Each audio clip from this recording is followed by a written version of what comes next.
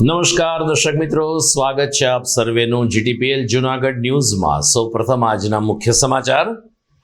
નવરાત્રિની બીજે શહેરના જૂના નાગરવાડા વિસ્તારમાં માતાજીએ કર્યું નગર ભ્રમણ। રવાડી સ્વરૂપે નીકળેલ મા દુર્ગાના દર્શન કરી માઈ ભક્તો બન્યા ધન્ય। આશાદીપ ચેરિટેબલ ટ્રસ્ટના મનોદિવ્યાંગ બાળકો બનાવી રહ્યા છે દિવાળીના કલાત્મક દીવડા। દર વર્ષે આ બાળકો દિવાળી ઉપર કરે છે સારું એવું આર્થિક ઉપાર્જન। શહેરમાં પ્રાચીન ગરબીના માધ્યમથી આદ્ય શક્તિની આરાધના શરૂ। અનેક ગરબીઓમાં હજુ પણ લોકવાદ્ય અને લોકગાયકો પાથરી રહ્યા છે કલાના કામણ।